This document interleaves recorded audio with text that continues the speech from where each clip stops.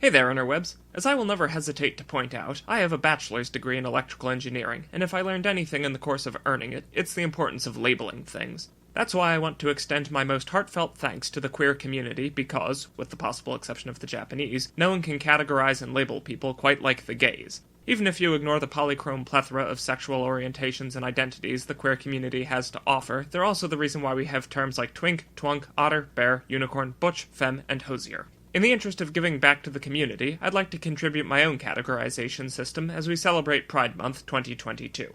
Starting off at the most basic level, we have people. If you don't know what people are, I'm sorry, but I can't help you. One level up from this, we have queer people. I originally created this tiered system exclusively for gay men, but to be honest, it works for anyone acishet.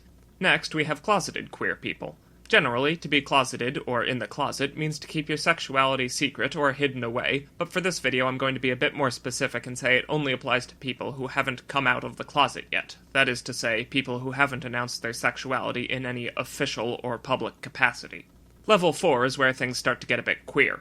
That's queer meaning strange, not queer meaning acishet. We've been there since level 2. This level is reserved for people whom I describe as in the closet with the door open.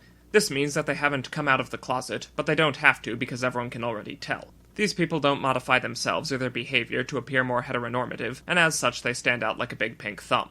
A member of my friend group in high school surprised everyone when he came out, not because we thought he was straight, but because we all knew he wasn't and thought he was already out. Or, in fewer words, he was in the closet with the door open. See also Ricky Martin. This seems like a good time to introduce another related term I made up and have been using for a little while. Have you ever met someone and been pretty sure they're gay, but it didn't come up, or out, as the case may be, and you didn't want to pry by asking, so you're just left with your suspicions? When I'm in that position, I mentally categorize the person in question as an unconfirmed bachelor. If you don't get the joke, confirmed bachelor is a now slightly obsolete euphemism for a gay man, since he was certain to never marry. As I said, it's now obsolete in many countries. Yay progress. This next level is whatever the hell I was for about 5 years of my life. I was a person who was queer but hadn't announced it to the world and made minimal effort to hide it, technically making me in the closet with the door open, but even many of my close friends and family had no idea. I could be a bit effeminate at times and tended to play fast and loose with gender roles, but that was hardly the weirdest, or should I say queerest, thing about me. I didn't make much of an effort to hide my sexuality, but I didn't have to, and because no one ever asked, I never had to lie. The closest I came to secrecy was avoiding the subject and getting very good at circumlocution to avoid giving a straight answer, pun intended. I was effectively a straight-passing bisexual who just never corrected people's assumptions. I guess you could say, if you wanted to torture the metaphor, I was in the closet with the door open, but it was such an unremarkable closet, full of black jeans with hardly a sequin in sight, that no one noticed it was a closet. I don't have a pithy closet-based name for this tier, so instead I call it NSPQ, Naturally Straight-Passing Queer. The top tier of this pyramid is represented by the letter Q, but in this case it doesn't stand for queer or questioning, although the latter word is closer. Here, the Q stands for quantum, for as I once observed to a university friend of mine, human sexuality is a bit like quantum physics, in that a person's identity can exist in a metaphorical superposition of any number of states, and performing experiments can cause the defined reality to change.